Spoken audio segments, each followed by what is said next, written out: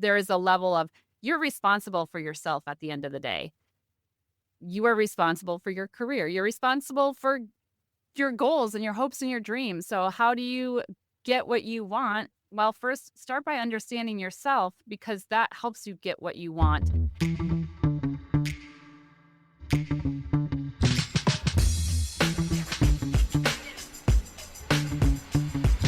Welcome once again to Relationships at Work, your leadership guide to building workplace connections and avoiding blind spots. I'm your host, Russel Lolliker, communications leadership expert, couple of decades of experience in both those areas, and a whole heap of curiosity on how we can make the workplace a better one. If you're a leader trying to understand and improve your impact on work culture and the employee experience, you're in the right place. Bear with me a bit. I'm wrapping up some lingering COVID, coughing, chest, lung thing, flu, pneumonia. I don't want to label it, but I will say that I've been completely out of commission for the last couple of weeks or so, which is why you'll notice that last week we were a little quiet on the podcast. There were no episodes, not a mini episode, not a guest episode, not even a newsletter. I've rectified that this week, though. We are back on track. I just needed some rest. I just needed a little downtime. So thank you for your patience. And I'm hoping to get much better soon. I am on all the pills or all the things I can buy over the counter to make me feeling a little bit better. But we're on the way there. But anyway, let's get back into what we do, shall we? On this show, I repeatedly talk about the cornerstones to being a great leader. The things you need to have, ingredients you need to cultivate, situational awareness, great communication, and the most important of all, self-awareness. Knowing our strengths and our weaknesses is a big part of that last one, and not knowing them can have serious impacts on our teams and our organizations and our careers. Gallup, known for their strength programs, conducted a landmark 30-year research project on leadership. They studied about 1 million work teams, conducted like 20,000 in-depth interviews, which led to their Clifton Strengths Assessment.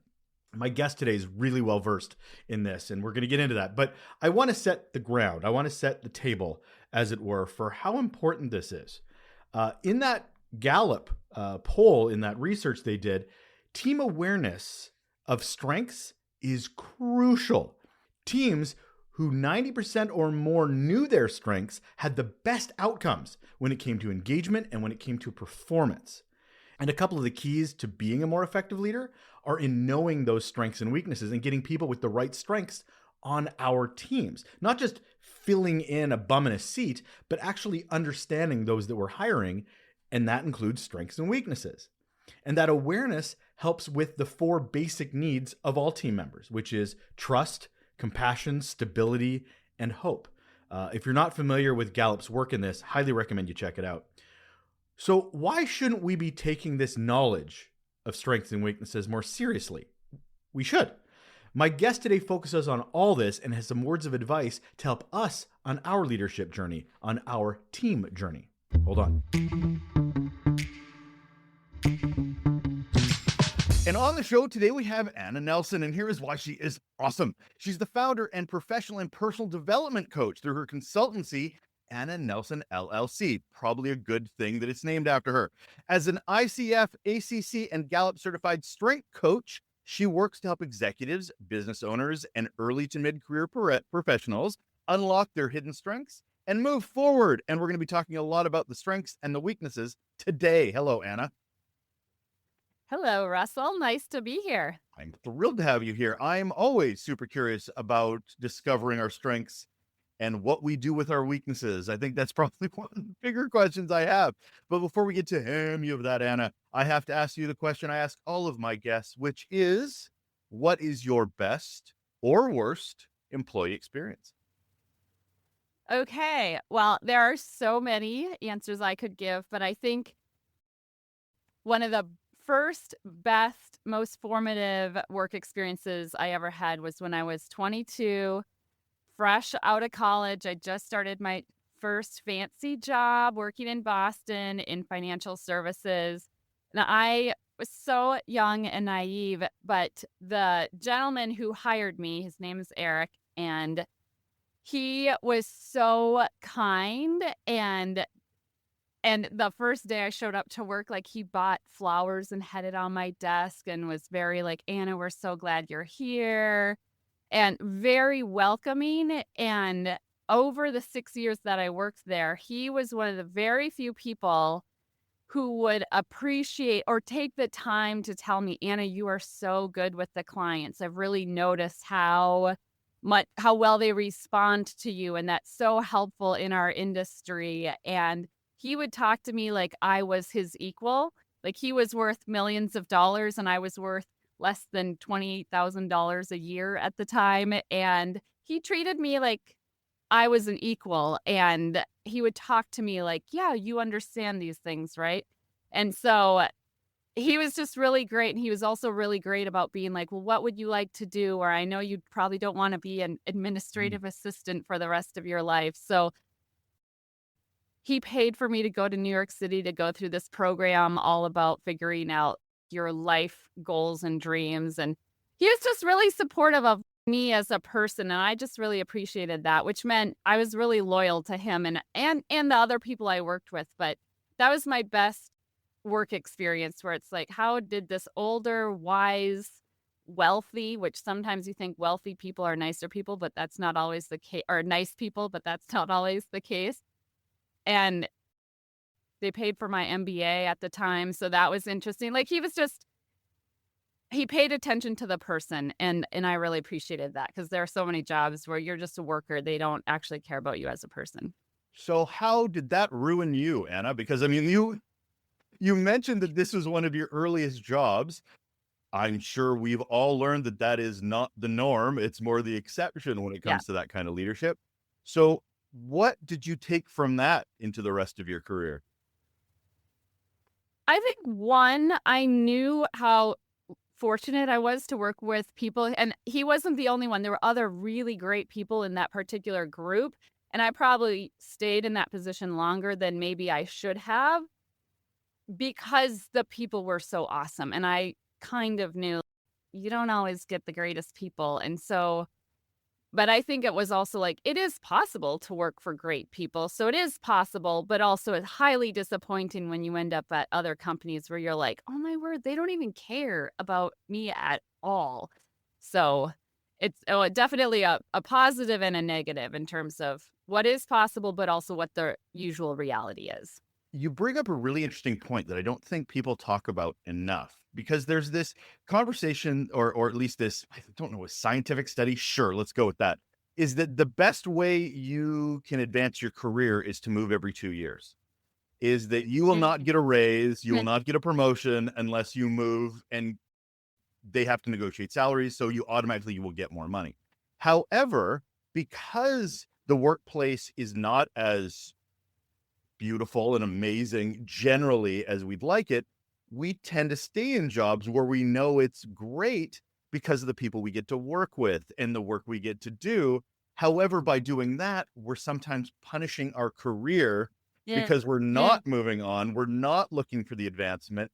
So we're not making it financially successful, but we are realizing this is rare. This doesn't happen often. So we're sort of redefining our success in those moments, because success is happy, healthy, in an environment we like, versus I'm not being rewarded financially for it. I find that really interesting. Mhm. Mhm.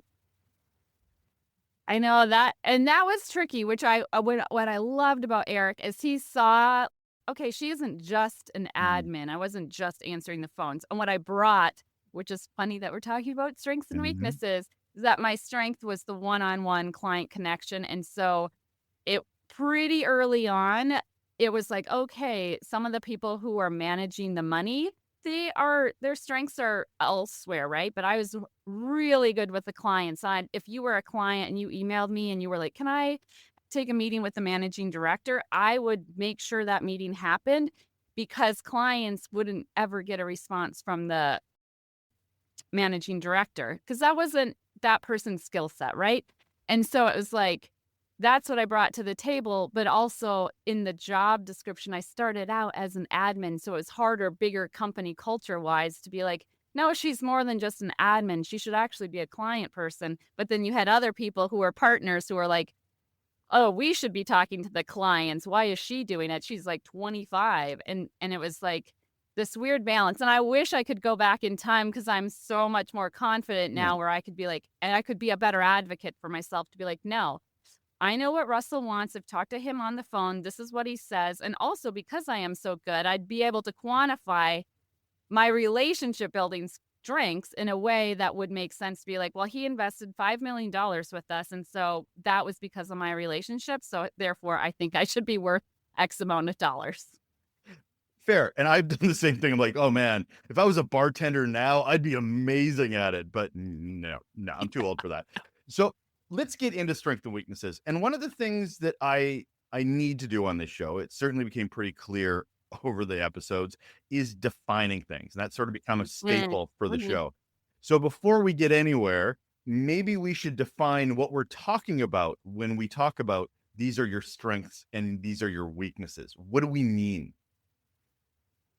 So as you mentioned at the top of our conversation, I'm a Gallup certified strengths coach. And I love it because I already helped people figure out what they were good at before, but what that certification gave me was a different lingo to have shared lingo that I could have with my clients one-on-one.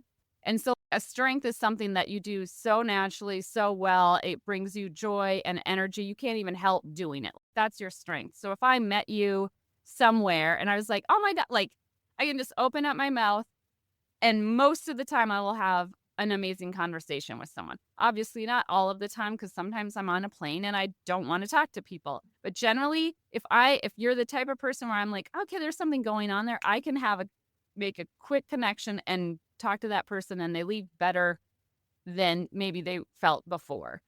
I naturally do that. A weakness is more what are you not capable of doing consistently well all of the time? I am not I always have a goal of I'm going to post on LinkedIn 3 times a week. I have calendars printed up on my wall and I've done it like one time over 3 months. So I'm not consistent, but some people they are like right on the line 9 a.m. posting on LinkedIn and so that's kind of a weakness. So it's more paying attention to like in my administrative job, I was consistently good at talking to the clients.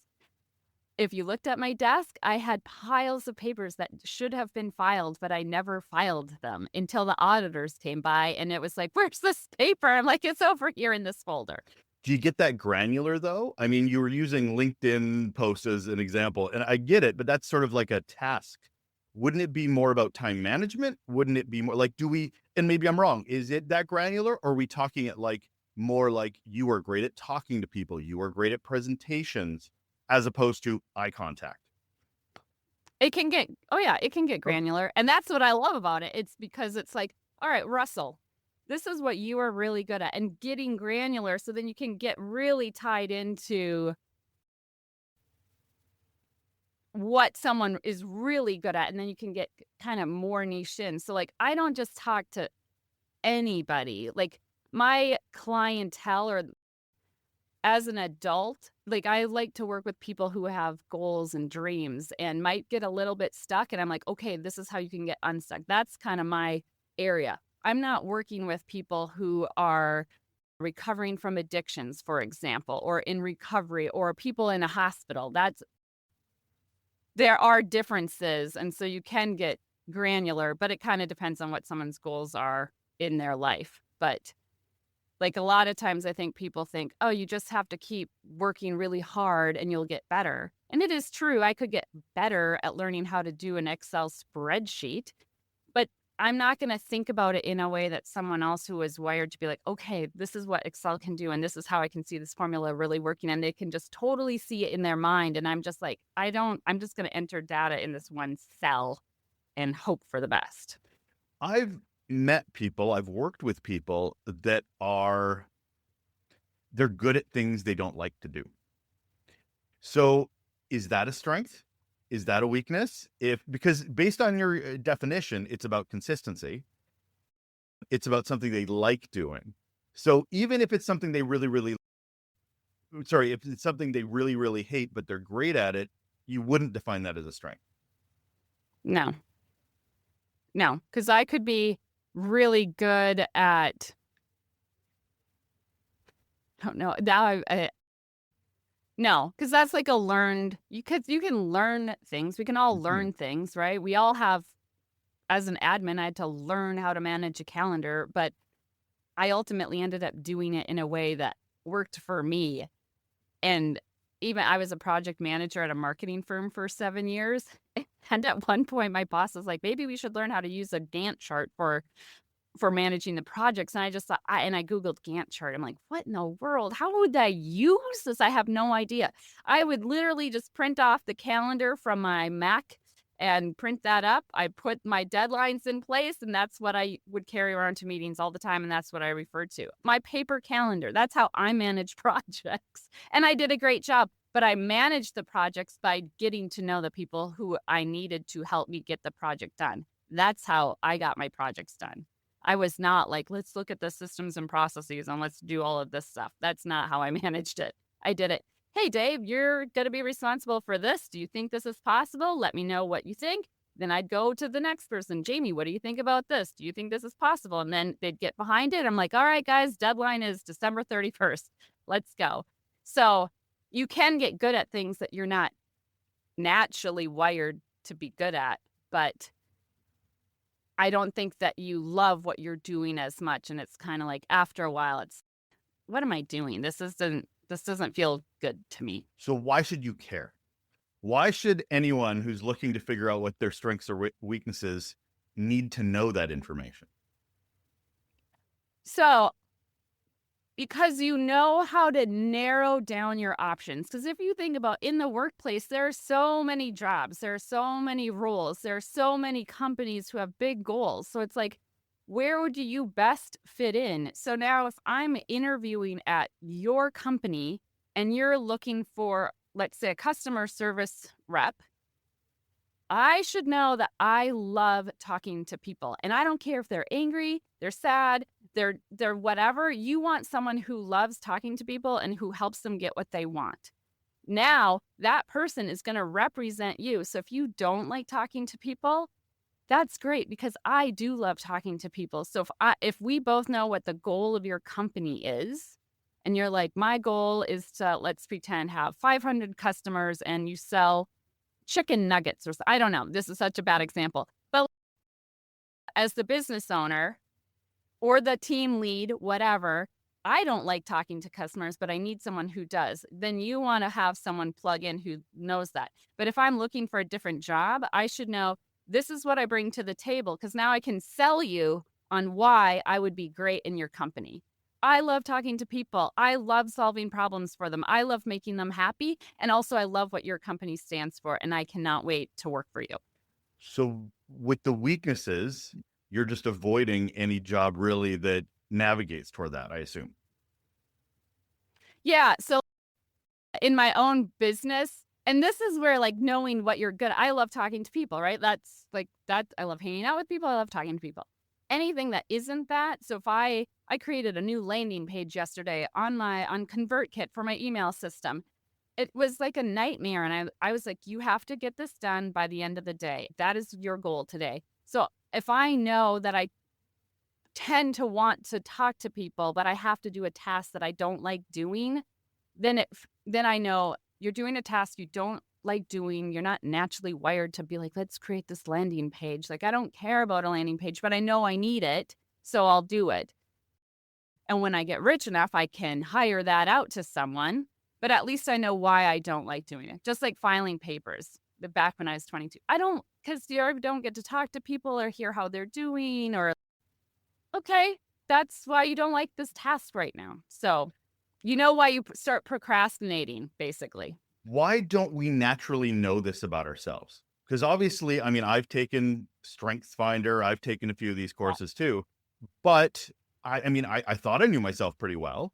But what gets in the way of us knowing these things? Because obviously we have to take these courses, or we should take these courses in certain situations to get our self-awareness a little stronger. So yeah, I'm just kind of curious as to why this doesn't happen naturally and what gets in our own way. I think there are a number of factors. One, I think it's pretty rare when people say, oh my gosh, Russell, you're really good at this. Like my boss paying attention and being like, Anna, you are really good with the clients. I had never had anyone say that to me before. I've had people say, you're a great friend, but no one ever said, wow, you should go into something that requires you to talk to people. So, and I think we idolize, so to speak, certain skills and strengths. And so, like people who are good at math, people who are good at numbers. If you're a doctor or a lawyer, those are growing up, that was like doctor, lawyer. And it's, well, I don't want to do any of those. I just want to help people reach their goals. So does that mean I'm less than? And then I think comparison too, it's like, oh, well, if you get this job, you'll make $500,000 versus if you're this job, you only make $50,000. And so I think you just look outside versus like, actually, how could this monetarily be useful to someone? And so in high school, and I think, so many things, like so many people are like, follow your passion or do what you love. And it's like, my passion is reading a book on the beach, but I can't really make money off of that unless I'm like, hey, I'm a book blogger and I'm talking about this book, let's say, and I don't want to do that. So it's more, what is your tendency? And that is like an indicator of this is what you're naturally wired to do. But I think then there's so much more nuance that we don't ever stop to pay attention to and ask ourselves questions about. So how do we go about doing this? So I'm not asking for the full process here, but at least the first couple of steps, because if we're sitting here in our work life and just trying to figure out what our next steps are, I've often said on the show that self-awareness is one of the biggest superpowers any Mhm. leader can have. Yeah. And this has Yep. to fall within the DNA of that. So Yep. where do we start in that process other than just, I'm going to hire a consultant, I'm going to sign up to StrengthsFinder, I'm going to sign up to Gallup? Yeah, Yep. sure. But what is the process to at least start down that path? I think the key is really getting like being honest with yourself. So if I had to go back, I think it's take any position that you've ever had and write down the things that you're like, this is the part of that job that I absolutely loved doing. And you write all of those things and then go on to another piece of paper. Were the aspects that you absolutely did not like doing? And start to see if there are opposites in there, because usually there are. And then start looking at, okay, how can you pull a thread through all of the things on your I love list to see, okay, what kind of career or role would embody all of that? And it's just paying attention and being honest. Yeah, I can figure out how to file papers, but I really don't want to file papers. I don't want to be by myself in the filing room. Like, ugh. But I also don't want to just like, and it's paying attention to, just because I talk to people doesn't mean, oh, I just am like oh, hey, how's it going? Right? It's paying attention to what about those conversations did I really like doing? If a client called and all they wanted was a fax number, I loved helping them get that fax number because it helped get them what they wanted. So yeah, I think paying attention and just writing those questions. And this is what I start off with even my clients. This is literally the opening thing. What do you love? What do you hate, personally or professionally? Literally, those are the first two questions. And actually the first question is, what do you want? What are you hoping to get out of this? I want to get a new job. I want to go for that promotion. I want to figure out whether I should go to grad school or not. All right. That's what you want. Okay. Now we're going to still figure out, what do you love? What do you hate? And now let's pull that through and see the threads. How do we differentiate between a strength and a developed skill? You kind of mentioned it earlier that you can learn to do these things, but does that make it a strength, or does that just make it something that you had to learn over time to get better at? And does it matter if we have to differentiate that or not?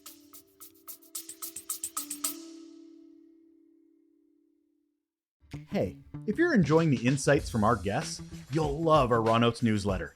It's packed with guest takeaways, the resources that inspire them, and my own tips on how we as leaders can be better humans for the humans that we're responsible for. Go to relationshipsatworkshow.com and subscribe now and help the workplace be more human. I think yes and no, depending on how you use it. So in my journey to figure out what I was good at and what I loved doing before I appreciated that the ability to connect one-on-one with people was actually a strength set and I could build a career out of it. I thought I wanted to have my own clothing company. And so I grew up sewing and I thought, okay, I'm going to have a little clothing company. And 10 years ago, I went and became a certified professional bra maker. So I know how to make custom lingerie for people, and I created a little business out of it while I was in my program. So I learned how to make a pattern. No, I know how to sew and assemble things. I worked really hard at understanding these things. In the program that I was at, I shared this like a little table area in the program with this other woman who could take the most ugly piece of fabric and without even a pattern, create the most amazing bra you have ever seen in your life. And you were like, how did you do it? And then I'd be like, so what does your pattern look like? And she just had a line on a piece of paper, just a line. She just whipped it out. And so that is, I learned how to do this. I spent a lot of money learning how to draft a pattern, measure. I can do it. She just took it and ran away with it. Like I would invest in her company. I would invest in mine. So, and it wasn't fun ultimately. And so realizing I learned it. So again, that long term, like over the long period, you'll be like, I don't think that this is it. Like people who say, oh, I'm going to go to law school. And then after a while, they're like, this really is not what I want to do. You can learn it, but that isn't going to necessarily bring you joy. And hopefully you don't spend those hundreds of thousands of dollars to learn that Yeah. after law school. So let's flip it to the other side and into weaknesses. Because this is, and I love that you brought up the importance of being honest with ourselves, because strengths, we can be a little more honest. Weaknesses, on the other hand, seem to be a little bit harder for us to come to a realization or come to honesty here. So what are some common blind spots you've seen that leaders face when it comes to recognizing their blind spots, and anything we can do to avoid that? So I think a lot of times people don't understand that it's that cliche. Our greatest strengths are also our greatest weaknesses. So the blind spot, I think, is one, not understanding what your strengths are and at what point do they start turning into weaknesses. So I have worked with lots of managers and leaders of teams, and they have, if we talk about in the strengths lingo, they're achievers. They love to get things done. They have a super high stamina for just putting in all of those work hours. They're like, all right, they're just pushing their team. And sometimes they're like, why is my team, quote, lazy? And they're not wired like you. So then let's first figure out, what are you trying to achieve? And do you even need to achieve that thing or all of the other things that you think you need to achieve? So now if you understand, okay, I need to take 10 of these things off on my list, but these 3 big ones are the things that we're aiming for. Now you're learning to channel your strength well to the highest and best possible use of that particular strength and what you bring to the table. And so one of my strengths, like my number one strength, is maximizer. And I love to take good things and make them better. People, you're already great. I don't see anyone as a problem, but let's get you to the next level. In my personal life, I can tend towards being more discontent than satisfied, because to me, I'm always like, this could be so much better. Oh my gosh, this could be better. Why didn't we do this? That restaurant, it could have served their food on a prettier plate. So it's always, I have to learn to be like, I loved being in this room right here with these people, and it's fine that it could be better, but it's totally fine for right now. So like, good enough is actually something I've had to learn. You said something there, and I just want to, maybe I misheard, but is it different based on your work life and your personal life when it comes to strengths and weaknesses? Is there a shift? Or, because I mean, I think values, and truthfully, when I think values, I hate when people talk about their values are different at home than they are at work. I'm like, so you're 2 different people? Like suddenly your values about family are important, but as soon as you walk through a door or turn on a computer, your family doesn't matter anymore? That makes no sense. But are strengths and weaknesses different? I think sometimes it's easier to do what you're really good at in the work environment, because now you're like, oh, this is what I'm doing. And I think it's harder sometimes in our personal lives to still be the best possible version of ourselves while also loving people who are most likely opposite of us. And you're with them all the time. Or like at work, it's easy to be like, this is the goal that we're working towards. But at home, there might not be goals per se that are written out. Like, we are here. Well, this family will accomplish these 20 things. And it's, no, Dad, I don't want to accomplish that. So work gives us structure to kind of plug and play, so to speak.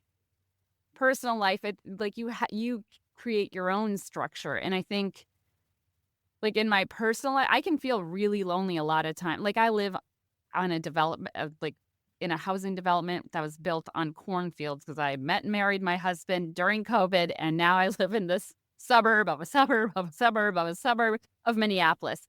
And I feel alone most of the time.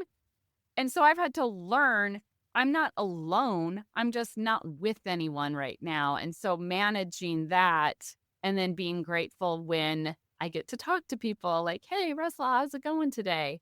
So I think it's just recognizing, okay, I'm not at work right now. I don't need to achieve all of the things. It's work-life balance, but still you can design your personal life around your strengths. So maybe you're not going to achieve 30 things at home, but maybe there's a race that you want to work towards and be like, that's the goal that I'm going to, quote, achieve in my personal life, or I'm going to achieve fixing the garage door opener or something. Like it gets channeled differently at home. It also sounds like a reframing exercise a little bit. Is it, Yeah. we're looking at it's not that it's different, it's just different context in Yeah. how it's Yep. applied, how it's used, how it's not used when it Yep. comes to Yeah. the difference between work and life. Because you're not a different person, you're just it's a different Right. ecosystem. It's a different relationships. And that has a lot of influence on everything. So before I get into relationships, because hey, it's the name of the damn show, I want to ask, do we shift weaknesses or do we just go, nope, that's a weakness, leave it alone? Do we look to take our weaknesses and try to get better at them so we're at least mediocre? Because they'll never really be strengths, because that assume is really a lot of time and a lot of mental effort. But we can work to at least make them not horrible weaknesses. Or should we just double down on our strengths and ignore, you know what? A weakness is a weakness. Let it be a weakness. I think there's more leaning towards double down on your strength, but also, and I feel like the weakness is a two-part. So if I know I like to make good things and take them better, and the weakness then becomes, oh, I'm always discontent, let's say. I need to figure out how to channel that so I'm either at neutral and things are fine for right now, or, ooh, chance to work with a client, I get to make them better, or, ooh, the opportunity at home to make this thing better. Okay, great. But then there's the other part where it's like those skill set that we are not good at. So you wouldn't want me to be in charge of your social media, let's say, and expect me to put something out every single day at 9 a.m. That would just kill me and I'd be so depressed. To-do lists, I hate to-do lists. I hate them so much. And so, but some people love them. They live for them. They create them. They dream about them, right? And so it's just learning to be like, all right, I am an adult. I do have tasks that need to get done. So be an adult and do the task and know that I'm not going to love it. So there's an element of focus on what you are good at, lean into that. And then we all have to pay taxes. Nobody likes doing taxes. So you are going to have to figure out how to get by and do some of the things that you don't like doing. So let's pull it away from the self and look at the larger situation. So if I'm at work and I know my strengths and weaknesses, how would you recommend leaders get better at recognizing this? Because on one side, I'm thinking we're just doubling down on Right. diversity, because everybody's different in how they have their strengths and how they have their weaknesses. There's neurodivergence, there's introverts, there's extroverts, there different cultures tend to be leaning on these things. But say I'm the leader and I've got a team of all these strengths and weaknesses. What would you like a leader to be doing in these situations to raise their own situational awareness and take advantage of this knowledge? I would ask them, hey, what do you love doing? So love-hate thing. So if you were my boss, or let's pretend I was your boss, I would take you aside and just be like, hey, Russell, I'm really trying to get to know my team better.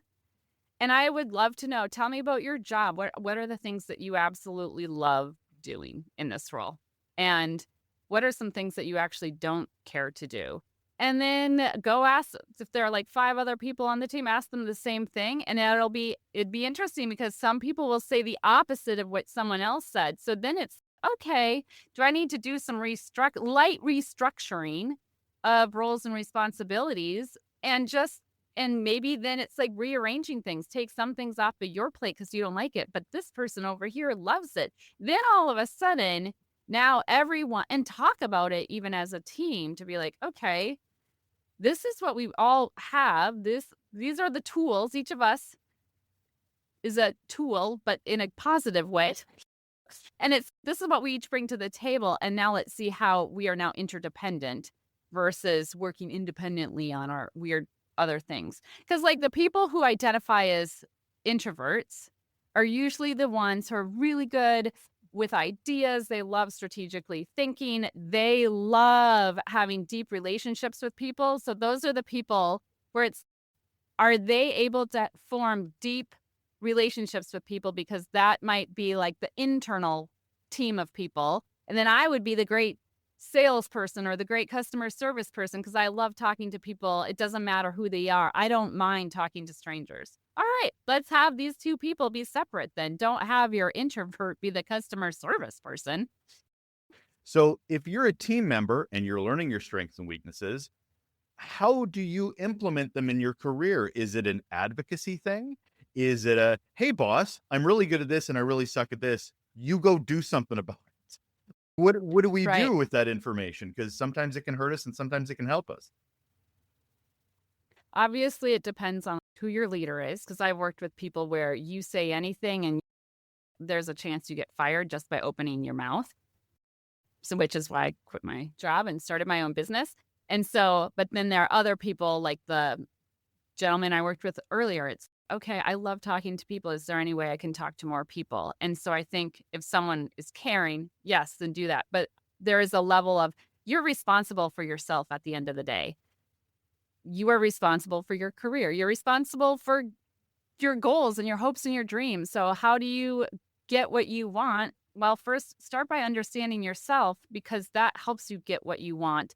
And so if you end up learning something about yourself and realizing, oh my gosh, I am in the wrong role for me, or this team isn't. And I've worked with people where they have been like, they thought it was the politics at work. That's what they came to me with. They're like, all right, there's politics at work. I want to figure out how to navigate that. It turned out they were in the wrong room. They were not in the right role. And that person at the end of our coaching session had just accepted a role working with people in the C-suite, completely different job, but one that she was super qualified for. But it started with her learning, what do I bring to the table and how can I communicate it in a way that isn't, oh my gosh, I only love talking to people, so I need to talk to people. She was able to say, this is what I bring to the table, quantify it and all of that, and advocate for herself, but not in a way that's, please, can I work with these people? It wasn't like that. And I think we need to connect the dot a bit around the communication piece. So I'm a communication nerd. That's my background. Mm-hmm. If we're communicating anything, it's understanding our audience. And I don't think we do that enough. We confuse broadcasting with communication. So if we're going to advocate for ourselves, especially around our strengths and what we're good at, we have to tie it to business outcomes, visions, and missions, things that your bosses care about.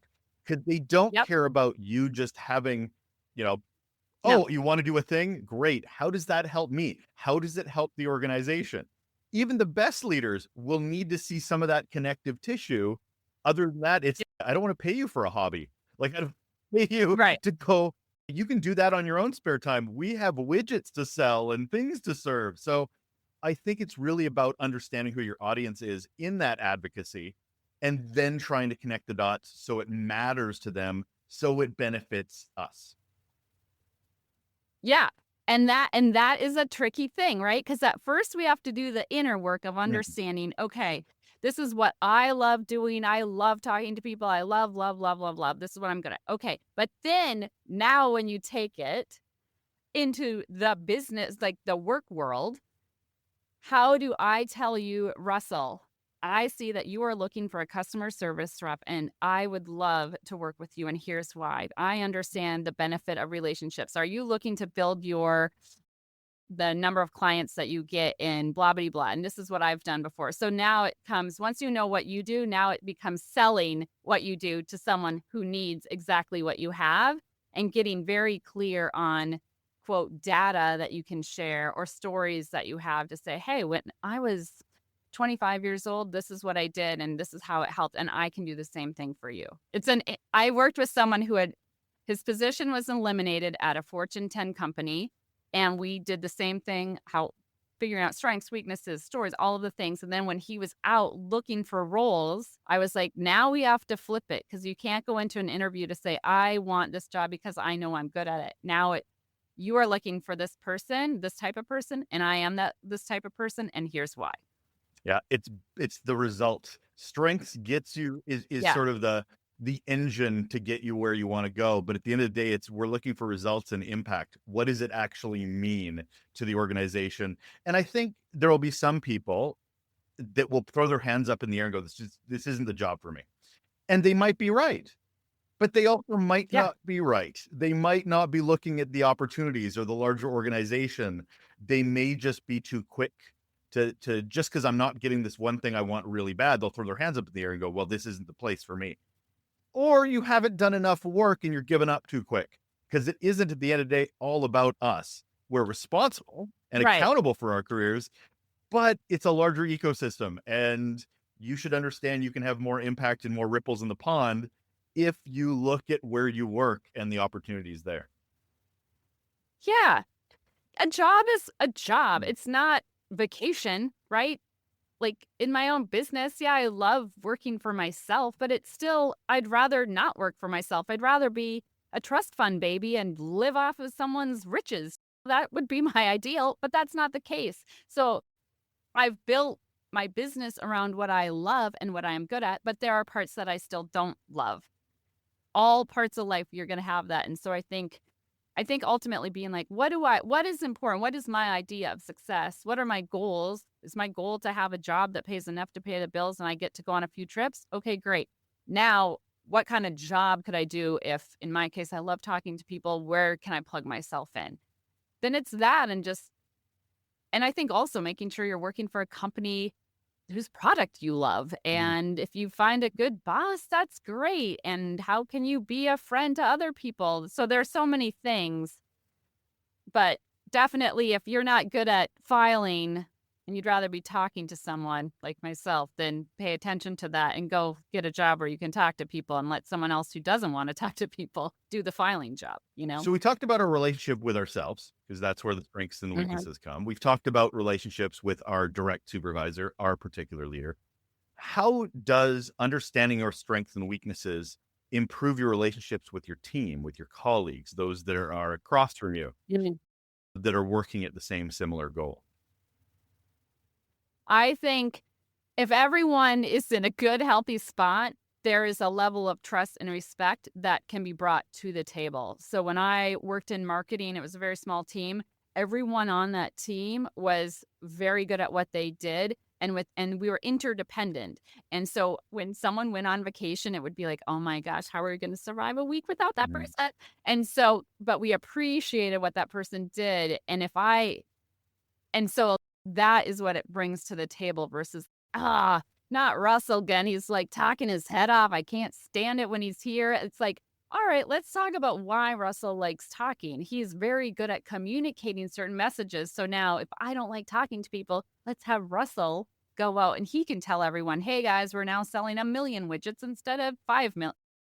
And so the trust and the respect and appreciation for someone who is very good at what they do, because you know that you couldn't do it, but that person, you're like, oh, I'm so glad that person's on my team because they are so good at what they do. And they appreciate that about you. I want to wrap this up by asking a question I always find really interesting because we talk about anything I've talked about on this show, which is about getting better at things, building our relationships better. But it's consistency that I find really interesting because I hate checkbox leadership and transactional leadership going, did a thing, moving on. So as we Yeah. learn about ourselves, as we learn about our strengths and weaknesses, we've taken the course, we've gotten the coach. How do we keep this consistent through our careers? Because things change, things ebb and flow. We also get Mhm. busy. We also prioritize different things as we go through our career. What would you recommend to people to ensure that they're consistent about understanding their strengths and weaknesses? I think again, it's taking the time to pay attention. Have a personal check-in with yourself. Let's say especially at jobs where there's the annual review, like maybe take that time personally to go to a coffee shop and sit down and be like, okay, a year ago, this is what I said I wanted. Is this still what I want? Are there things that I want to improve upon or have FaceTime on or projects I want to be part of because I know I want to grow? Like maybe there's a course that you want to take. And so it's kind of like ha- just paying attention. And am I still where I want to be? If not, where do I want to be? And is there a way that I can do that even while still being in the same position? Or maybe it's time to evaluate and look at other options. And because I think with anything, you can just go to your job every day, but soon like 20 years have gone by and you're like, oh my gosh, I'm 20 years older. I'm still at this job. What have I done? Well, you have to, again, be responsible for yourself and your career and advocating for, is this still what I want? And if it isn't, then you can make the change. And if it is, great. More power to you. Keep going. That's awesome. You're lucky. Don't get locked into a thing. We do change as human beings, and what we prioritize Yeah. changes. So yeah, I love bringing that into the process. Thank you, Anna. Thank you so much for this conversation. I'm going to wrap it up with the question I have to ask all my guests as well, because it's a nice little bookend. What do you believe is one simple action people can do right now to improve their relationships at work?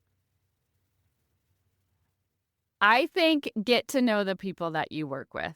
I think that, especially in a day and age where we are working from home, working remotely on our devices, there are humans on the other side of those machines. And I say, get to know the people that you're working with. That is Anna Nelson. She's a certified strength coach and the founder of Anna Nelson LLC, a consultancy to help you do just that. Thank you so much for your time today, Anna. Thank you so much, Russell. This was fun. That's it. We're wrapping up another episode of Relationships at Work, the leadership guide to building workplace connections and avoiding blind spots. Thank you so much for listening, for being on the show. One of the biggest pieces of feedback I've gotten about the show from you, from listeners, is how honest the conversations are. That we're not sugarcoating things here. We're not pretending things mean what they don't, or we're clarifying them to make sure we're all aware of what we're talking about. And unfortunately, these are conversations that are not happening as much in the corporate world. We say things and then do other things. You've heard me talk about the 7 roadblocks to great leadership. I've called them 7 sins before. But yeah, if we don't have honest conversations, how are we ever supposed to get better? So I appreciate you immensely for being on this journey, this leadership journey with me as we, dig into it. We sort of get away from the bullshit and really get into that honesty of what leadership should and could be. Anyway, little gratitude from me to you. Thank you so much for joining me once again, and I look forward to talking to you again. Take care.